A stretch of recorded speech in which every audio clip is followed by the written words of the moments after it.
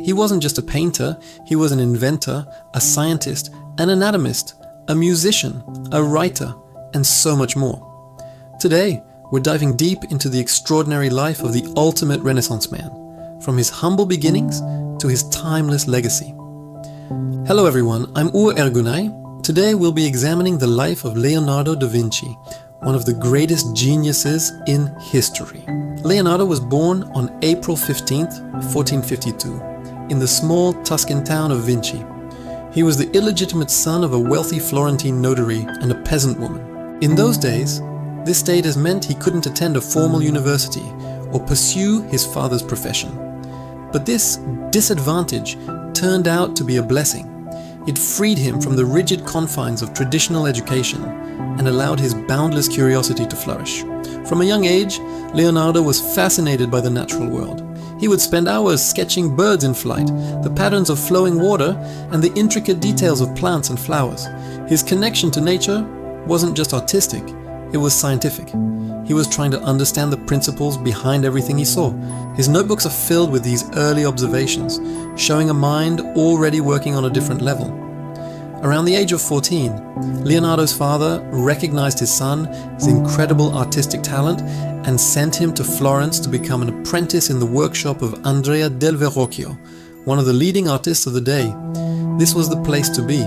Verrocchio's studio was a buzzing hub of creativity, handling everything from large-scale sculptures to altarpieces and decorative panels. Here, Leonardo learned not only painting and sculpting, but also mechanics, carpentry, metallurgy, and chemistry. It was a hands-on, multidisciplinary education that was perfect for him. Legend has it that Verrocchio was painting the baptism of Christ and asked Leonardo to paint one of the angels. When Verrocchio saw the angel Leonardo had painted, it was so beautiful and lifelike that he supposedly declared he would never paint again. While this story might be exaggerated, it highlights the prodigious talent that was already evident. By 1472, at the age of 20, Leonardo was qualified as a master in the Guild of St. Luke, the Guild of Artists and Doctors of Medicine. He even opened his own workshop, but he continued to collaborate with Verrocchio for several more years. His early works from this period, like the Annunciation, already show his signature style, a mastery of light and shadow, known as chiaroscuro, and a psychological depth in his figures that was revolutionary for the time. He didn't just paint people, he painted their thoughts and emotions. In 1482, at the age of 30, Leonardo made a pivotal move.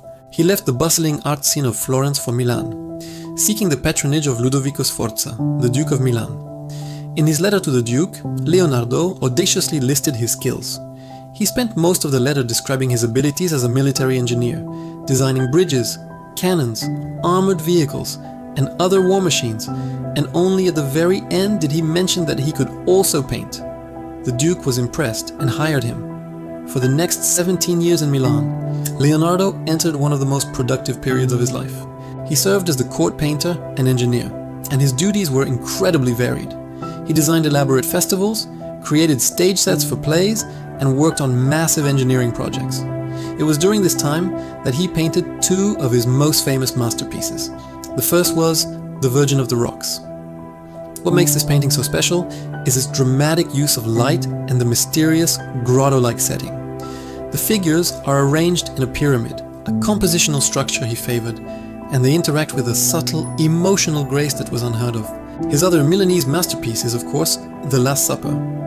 Painted on the wall of the dining hall at the monastery of Santa Maria delle Grazie, it's not a fresco in the traditional sense.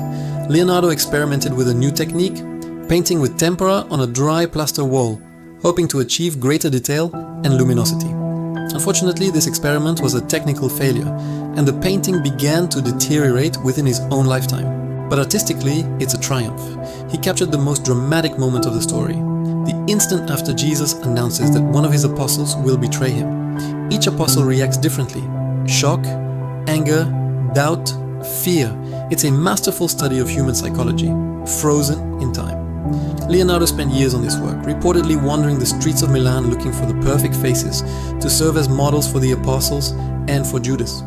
Beyond painting, his Milanese years were a time of intense scientific study. He filled notebook after notebook with his observations and inventions. This is where we see the famous Vitruvian Man, his exploration of human proportion. He dissected human and animal bodies to understand anatomy, a practice that was both difficult and dangerous. His anatomical drawings are so accurate they could still be used in medical textbooks today. He studied fossils, theorized about plate tectonics, and designed flying machines based on his observations of birds. He conceptualized a helicopter, a tank, a parachute, and a diving suit, centuries before they would become a reality. In 1499, French forces invaded Milan, and Ludovico Sforza was overthrown. Leonardo, now 47, was forced to flee. He traveled for a few years, briefly working in Venice as a military engineer, and then in Rome. For a short time, he even worked for Cesare Borgia, a ruthless military commander, as his chief architect and engineer, mapping out territories and designing fortifications. In 1503, he returned to Florence, the city of his youth. This is when he began work on what is arguably the most famous painting in the world, the Mona Lisa. Who was she? Most historians believe she was Lisa Gherardini, the wife of a Florentine silk merchant. But the painting is so much more than a portrait. It's the culmination of all of Leonardo's artistic techniques. Her enigmatic smile is the result of his mastery of sfumato, a technique of blurring or softening sharp outlines to create a smoky, atmospheric effect. The corners of her mouth and eyes are deliberately left indistinct, so her expression seems to change as you look at her. The background is a fantastical landscape that doesn't quite match on both sides, adding to the painting's surreal and mysterious quality. He worked on it for years, carrying it with him wherever he went, and it was never delivered to the person who commissioned it. It was his personal obsession, a continuous experiment in capturing not just a likeness, but a living, breathing soul on canvas. During the second Florentine period, he was also commissioned to paint a massive battle scene, the Battle of Anghiari, in the same hall where Michelangelo was commissioned to paint another battle. This was set to be the ultimate artistic showdown, the established master versus the rising star. Sadly, Leonardo again experimented with an encaustic painting technique that failed, and the work was destroyed. Only copies and preparatory sketches remain, but they hint at a dynamic and powerful composition. In his later years, Leonardo's focus shifted more and more from art to science. He spent time in Rome under the patronage of Giuliano de' Medici, the brother of Pope Leo VI, but he felt overlooked in Rome, as younger artists like Raphael and Michelangelo were getting the most prestigious commissions. Then, in 1516, a new opportunity arose. The young King Francis I of France, a great admirer of Italian art, invited Leonardo to join his court. He offered Leonardo the title of first painter, architect, and engineer to the king, and a comfortable manor house, the Château du Clos-Lucé, near the king's royal residence. Leonardo spent the last 3 years of his life in France, not painting much, but mostly organizing and editing his vast collection of notebooks. The king treated him with immense respect, supposedly visiting him frequently to talk. It was a peaceful and dignified end to a turbulent life. Leonardo da Vinci died on May 1519 at the age of 67. He left behind thousands of pages of notes and drawings, but very few finished paintings, perhaps no more than 20, are attributed to him. So what is his legacy? It's not just in the Mona Lisa or the Last Supper.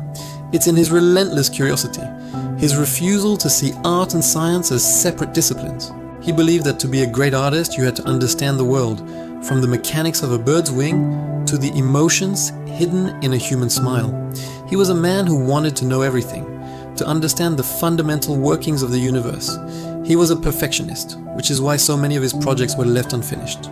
His mind moved faster than his hands could work, but what he did complete, and even what he didn't, changed the course of Western art and science forever.